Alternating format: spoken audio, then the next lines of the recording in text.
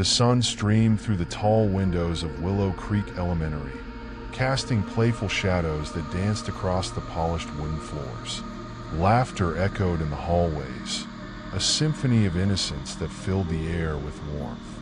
I stood at the entrance of my classroom, Ms. Harper, watching my third graders buzz with energy as they prepared for the day. Each child was a burst of color against the drab backdrop of institutional beige walls, their backpacks overflowing with books, art supplies, and the remnants of breakfast.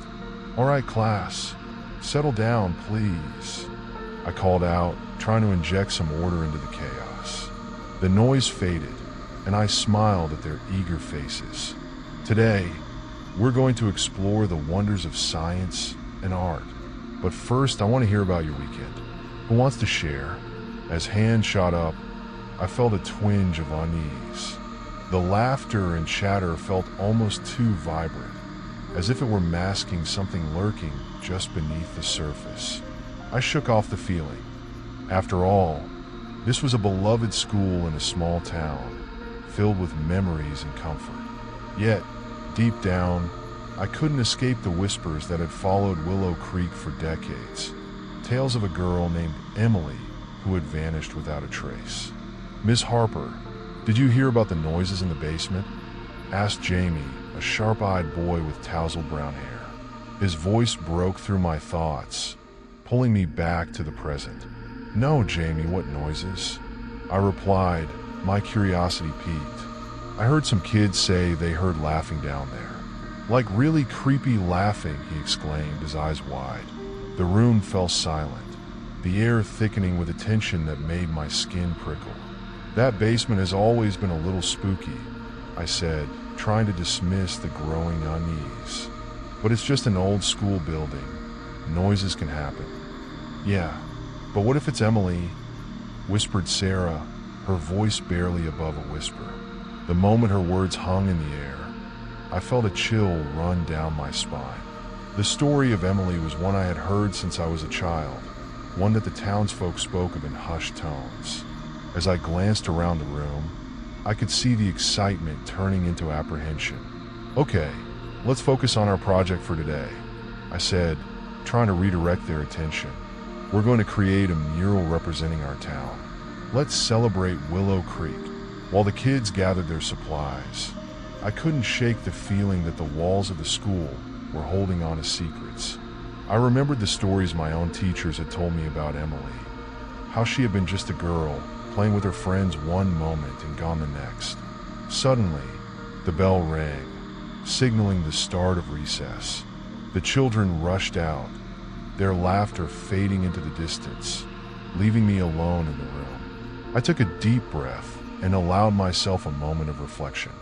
"Miss Harper, can I stay in and help?" It was Lily, a quiet girl with a penchant for drawing. She had always had a sensitive disposition, often lost in her own world of sketches. "Of course, Lily. I could use some help organizing the art supplies," I said, grateful for her company. As we sorted through the colorful materials, Lily's gaze wandered to the window, her brow furrowed. "Do you think Emily is still here?" she asked, her voice barely above a whisper. I paused, unsure of how to answer. "Some people believe she might be," I admitted, "but it's just a story, right?" "Stories come from somewhere, Ms. Harper," she replied, her eyes shimmering with a mixture of fear and curiosity. "What if she's trying to tell us something?" I couldn't help but feel a shiver creep up my spine at her words. "Let's focus on our mural," I suggested, hoping to steer the conversation away from troubling thoughts. As the day wore on, my mind kept drifting back to the tales of Emily. I wanted to believe they were just that, tales. Yet, as I watched my students play outside, I felt an unsettling sense of connection to the past, as if the very walls of Willow Creek Elementary were holding their breath, waiting for something to unfold. As I stood in the echoing hallways of Willow Creek Elementary, the air felt thick with an unsettling energy. The renovation crew had been working tirelessly, and I was grateful for the promise of a fresh start for our beloved school. However, whispers of strange occurrences had begun to circulate, and I couldn't shake the feeling that something was amiss. It began as simple oddities, a hammer that went missing one day and reappeared in the most peculiar places, laughter that seemed to ripple through the air when no one was around. One afternoon, while I was organizing the art supplies in the classroom, I overheard two of the maintenance workers discussing their experiences. "You wouldn't believe it, Jim," one of them said. "I swear I heard a little girl laughing in the hallway last night, but there wasn't a soul around." "Probably just your imagination," Jim replied, but there was a hint of nervousness in his voice. "But I did find my screwdriver in the old storeroom after I left it in the gym. That place gives me the creeps." I leaned closer to the door, intrigued yet apprehensive. I couldn't help but recall the stories I had heard about Emily, the girl who had vanished decades ago. Her name was still whispered among the students, and I wondered if her spirit truly lingered in the shadows of these halls. As the days passed, I noticed a change in my students. They were more restless, their eyes darting toward windows as if searching for something or someone. One afternoon, Lily, a bright and imaginative girl in my class, raised her hand. "Ms. Harper, can we go outside during recess? I keep seeing a girl watching us from the window," she said, her voice barely a whisper. I looked out the window, but all I saw was the vast expanse of the playground and the tall trees swaying gently in the breeze. "Lily, are you sure it wasn't just a trick of the light?" I asked gently, hoping to ease her fears. She shook her head vigorously. "No, she has long blonde hair, just like Emily. I know it's her." The room fell silent, and I could feel the weight of my students' gazes on me. Their curiosity piqued. "All right, let's take a break and go outside," I suggested, trying to maintain a calm demeanor despite the chill that crept up my spine. When we stepped outside, Lily immediately pointed toward the upper windows of the school. "There, I saw her right there," she exclaimed, her fingers shaking with excitement and fear. I squinted, trying to discern anything unusual, but there was nothing. "Maybe she just wanted to play with you," I said, trying to lighten the mood, just like the stories we tell. That evening, I sat at my desk, contemplating the day's events. The rumors of Emily's ghost were feeding the children's imaginations, but I knew that as their teacher, I had to be the voice of reason. However, I couldn't dismiss the unease that had settled in my gut. The more I thought about it, the more I felt compelled to investigate further. The following day, during our class, I was struck by Lily's talent. With a few strokes of her crayon, she had captured an ethereal figure with long, flowing hair and a serene expression. As I walked around the room, I paused beside her desk. "Lily, this is beautiful. Who is this?" I asked, genuinely impressed. Her eyes lit up. "It's Emily. I see her all the time." I felt a shiver run down my spine. "You know the story of Emily, right? The girl who disappeared." Lily nodded enthusiastically. "Yeah, but I think she wants us to find her. She's sad, Miss Harper." I wanted to comfort her, to tell her it was just a story, but a part of me wondered if there was more to it. The thought of Emily lingering, perhaps even reaching out for help, sent a jolt of determination through me. "Let's think about how we can learn more about her," I encouraged, trying to channel Lily's energy into something productive. "Maybe we could look into the history of the school together." The class erupted in excited chatter, each student eager to share what they knew. I realized then that we were on the brink of uncovering something much deeper, something that would force us all to confront the shadows of Willow Creek. As the bell rang, signaling the end of the day, I couldn't shake the feeling that we were being drawn into a mystery far beyond our understanding, one that linked us to the past in ways I had yet to fathom. As I stood in the teacher's lounge, the old wooden beams creaked above us, and the air was thick with the scent of burnt coffee and quiet tension. The chatter among my colleagues about the school's haunting past grew louder, and curiosity gnawed at me like a persistent itch. I leaned in closer, eager to catch every word. "Did you hear about the basement?" Mrs. Thompson whispered, her eyes darting toward the window as if she feared being overheard. They say it's sealed off because of that pact the janitor made years ago. What kind of pact? I asked, unable to contain my intrigue. The shadows of the past seemed to weave themselves into our present, and I felt a surge of determination to uncover the truth. They say he promised to keep Emily's spirit hidden, to protect the school from her wrath, Mrs. Thompson continued, her voice barely above a whisper. But others believe it's the opposite, that Emily's spirit is what haunts these halls. Some claim they've seen her wandering the corridors, looking for a way out. My heart raced at the thought. I had always dismissed ghost stories as mere folklore, but something about the weight of their words felt different, more profound. The very walls seemed to pulse with the energy of the past, whispering secrets I was desperate to uncover. Later that afternoon, I found myself standing before the basement door, a heavy, rusted padlock securing it shut. The faint smell of mildew wafted through the cracks, and I could almost hear the echoes of laughter that had long since faded. My mind raced with questions. What had happened to Emily? Why was the basement sealed? And what was so terrible that the janitor felt the need to make a pact? As the sun dipped below the horizon, casting an eerie glow through the narrow windows, I resolved to investigate the basement myself. Armed with my camera and a flashlight, I felt a mix of excitement and trepidation. I needed to document whatever I found. If there were ghosts, I would capture them on film. Miss Harper, are you seriously going down there? Lily asked, her voice laced with concern as she caught me at the door. I could see the fear in her eyes, the same fear that had gripped me moments ago. Someone has to uncover the truth, Lily, I replied, trying to sound more confident than I felt. If we ignore this, the stories will only grow. Besides, I'll be careful. With a last look back at the brightly lit hallway, I descended the creaky stairs into the darkness. The air grew colder with each step, and a shiver ran down my spine. I flicked on my flashlight, illuminating the damp, stone walls that seemed to close in around me. The beam danced across the floor, revealing dust motes swirling in the stale air. Emily, I called out, my voice echoing in the silence. It felt absurd to speak to a ghost, but I was desperate for an answer. Are you here? Silence enveloped me, and just as I was about to turn back, I heard it, a soft whisper, barely audible. Emily. It was a child's voice, innocent yet haunting.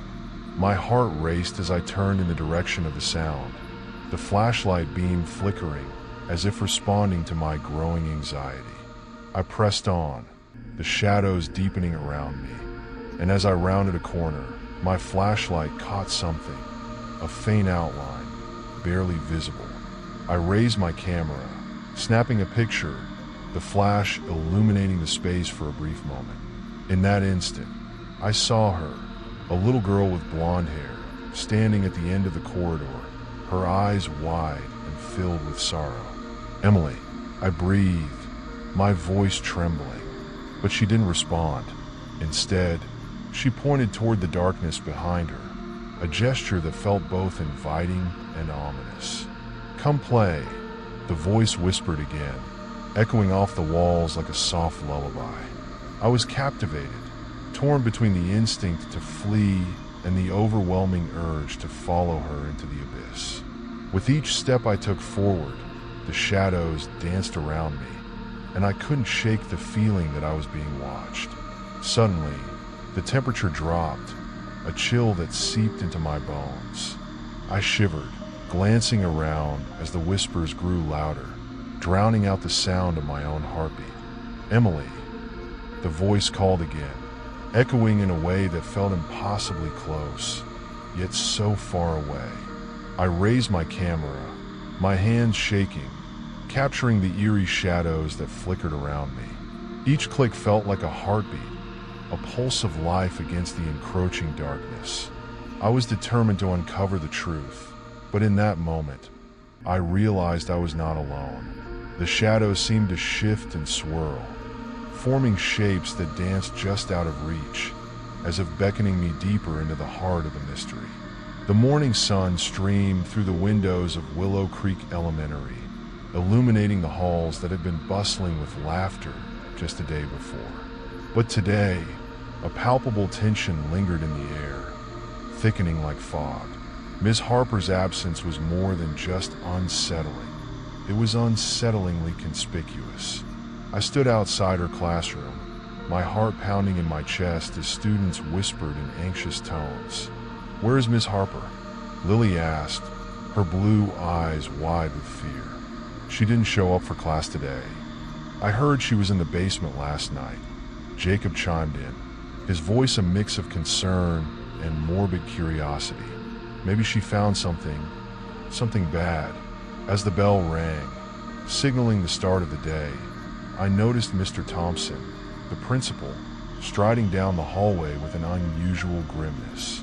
His brow was furrowed, and he was flanked by a couple of teachers, their expressions mirroring his worry. I felt a knot tighten in my stomach. Something was seriously wrong. "Attention, everyone," Mr. Thompson called out, his voice steady but laced with an underlying tension. "I know many of you are concerned about Ms. Harper. We are working with the authorities to find her, and we ask that you remain calm. Please return to your classrooms." "But what if she's in trouble?"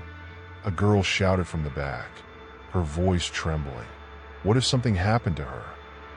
The principal paused, clearly struggling to maintain control of the situation. "I assure you, we are doing everything we can. If you have any information about her whereabouts, please come forward." As the crowd dispersed, I caught sight of Lily again, her face pale. What if she was right about the basement? What if Emily is still down there? "Stop it, Lily," I said, trying to sound brave, though I felt anything but. "It's just a story, right? Ghosts aren't real." "Tell that to the students who've seen her," she shot back. "I saw her in the window yesterday. She was watching us." The thought sent chills down my spine. I had heard the stories, too. The whispers of a girl in a faded white dress, hair like spun gold, peering out from the shadows of the building. But I had always dismissed them as mere tales to scare younger kids. Now, the air felt heavy with belief and fear. As the day dragged on, the atmosphere in the school grew more oppressive. Whispers echoed in the hallways, stories of Emily's spirit creeping back into conversations. I sat through math class, my mind racing, unable to focus on the equations. Instead, I stared out of the window, half expecting to see a flash of blonde hair against the backdrop of the trees. During lunch, the cafeteria buzzed with a mixture of fear and excitement. Jacob leaned forward, his voice low. "Guys, I heard Mrs. Reynolds say that she found Ms. Harper's camera in the art room.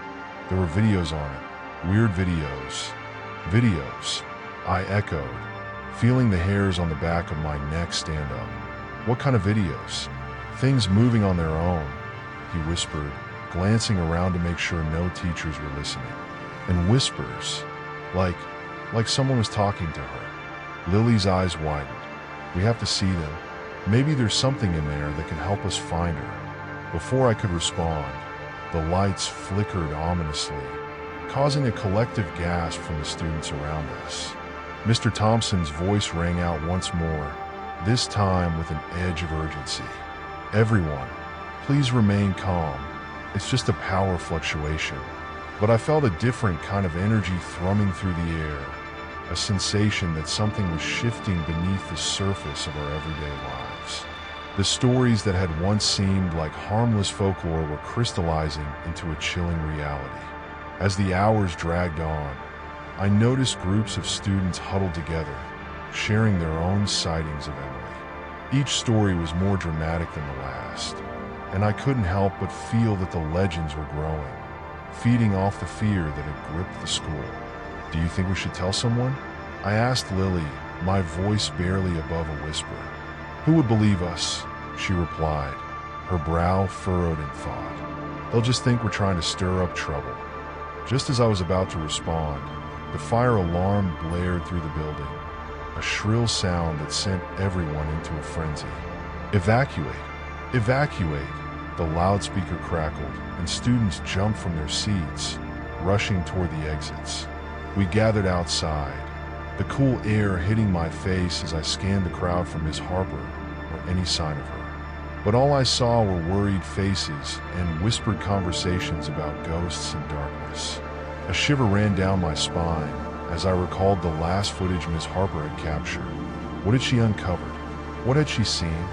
The thought of her descending into the basement alone gnawed at my mind, filling me with dread. As we waited for the all clear, I couldn't shake the feeling that whatever was happening at Willow Creek was far from over. The shadows of the past were creeping back into our lives, and I feared that if we didn't confront them soon, we might lose more than just our beloved teacher. We might lose ourselves in the darkness that had consumed Emily so long ago. I took a deep breath, the cool night air filling my lungs as I stood in front of the basement door with my friends. It was a rickety old thing that creaked ominously with the slightest touch. "Are we really going to do this?" I whispered, glancing at Jake, whose face was a mix of excitement and apprehension. "Yeah, we have to see if the stories are true," he replied, his voice barely above a whisper. "Emily's spirit could be down there. We might even help her." I couldn't tell if I was more scared of what we might find or the idea that we might actually encounter a ghost. The stories about Emily had spread through the school like wildfire, and every day, someone would recount their own version of her haunting. I shivered, remembering last week when Mia had claimed she saw a girl with long blonde hair staring at her from one of the windows in the art room. "Okay, let's just stick together," I said, trying to sound braver than I felt. I switched on my flashlight, the beam cutting through the darkness ahead of us, revealing the dusty hallway that led down to the basement. The old wooden stairs creaked under our weight as we descended, each step echoing in the stillness. "Are you sure this is a good idea?" Lily asked, her voice trembling slightly. I could see the uncertainty in her eyes, but I couldn't back out now. "We can't turn back," I insisted, trying to sound confident. "We'll find out what really happened to Emily." As we reached the bottom, the air grew noticeably colder, wrapping around us like a damp blanket. The concrete walls were lined with peeling paint, and the smell of mildew filled my nostrils. I scanned the area with my flashlight, illuminating various boxes and forgotten school supplies that had been left behind. Suddenly, a loud bang echoed through the basement, causing us all to jump. "What was that?" Mia squeaked, her eyes wide with fear. "Probably just the wind," Jake said, though even he sounded unsure. We moved deeper into the basement, our flashlights flickering as if they were responding to the eerie atmosphere. The sound of laughter, childlike and distant, drifted through the air, sending chills down my spine. "Did you hear that?" I asked, my heart racing. "Maybe it's just our imaginations," Lily suggested, but her voice quivered, betraying her fear. We pressed on, curiosity overcoming our trepidation. In the far corner of the basement, partially hidden by shadows, we spotted a door slightly ajar. "What do you think is in there?" Jake asked, inching closer. "We have to check it out," I replied, nudging him forward. The door creaked open as he pushed it, revealing a small room filled with old photographs and dusty artifacts. My breath caught in my throat as I stepped inside, the beam of my flashlight illuminating the walls adorned with faded images of children, some of them smiling, others looking lost and forlorn. "Look at this," Mia exclaimed, pointing to a particular photograph. It was a picture of a girl with long blonde hair. My heart plummeted as I recognized her. "It's Emily," I whispered, stepping closer. Her eyes seemed to follow me, filled with a sorrow that made my chest ache. "Why is she here?" Lily asked, her voice barely audible. "Maybe she's trying to tell us something," I proposed.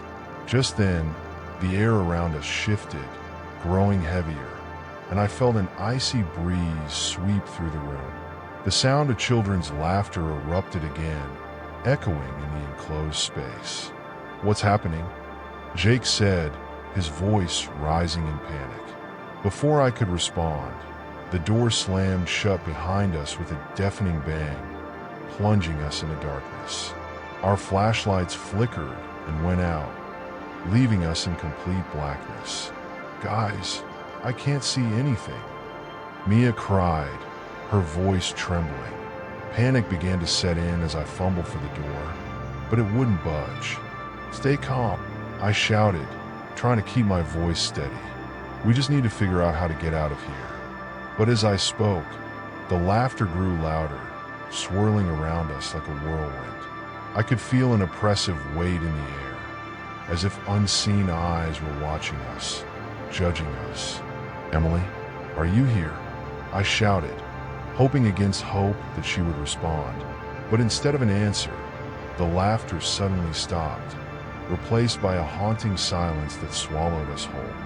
The air in the basement was thick with tension as we huddled together, our flashlights flickering weakly against the oppressive darkness. The diary lay open on the dusty floor, its pages yellowed with age, revealing the scrawled handwriting of the janitor. I could hardly breathe as I skimmed through the words, my heart racing with each revelation. "Listen to this," I whispered, my voice barely above a breath. He writes about a pact he made. It says here, "In exchange for my life, I will keep her spirit tethered to this place. She will never leave, and neither will I." "What does that mean?" Lily asked, her eyes wide with fear, the flashlight's beam trembling in her grip. "It means Emily's spirit is trapped here because of him," I replied, my stomach churning. "He didn't just bind himself, he bound her to this school." As the gravity of the situation sank in, a cold draft swept through the room, and the lights flickered ominously. My heart pounded in my chest. "Do you feel that?" I asked, looking at my friends, who were now wide-eyed and silent. Before anyone could respond, a distant voice echoed through the darkness. "Help me, please." It was Ms. Harper's voice, strained and desperate. "Ms. Harper," I shouted, leaping to my feet, adrenaline surging through me. "She's down here." We rushed toward the sound, the flickering lights casting eerie shadows on the walls. As we ran, the temperature dropped suddenly, biting into our skin. I could see my breath misting in front of me. "Wait," shouted Ryan, gripping my arm. "What if it's a trap?" "No time to think." I pulled away, driven by the urgency in Ms. Harper's voice. The faint echoes of her pleas pushed us forward, and soon we turned a corner, the darkness seemingly swallowing us whole. Suddenly, we stumbled into a larger room, and the atmosphere shifted. The air felt alive with an unnatural energy, and as we stepped inside, shadows seemed to flicker and dance along the walls, taking on vague, childlike forms. "What is happening?" Lily gasped, her voice trembling. I squinted into the shadows, realizing that the figures were not merely tricks of the light. They resembled children, lost souls, their faces etched with sadness and longing. "They look like the kids who went missing," I whispered, my voice barely audible over the pounding of my heart. Just then, the shadows coalesced, and I felt a chill race down my spine. "Emily," I called out, my voice shaking. "Is that you?" The shadows swirled around us, and I could feel a weight pressing against my chest. "You shouldn't have come here," a chorus of whispers echoed, chilling me to the bone. "You cannot save her. She is ours now." Panic surged through me. "No, we have to help Miss Harper," I shouted into the darkness, but the shadows only laughed, a haunting sound that echoed off the walls. In that moment, I realized the dreadful truth. The pact wasn't just about Emily.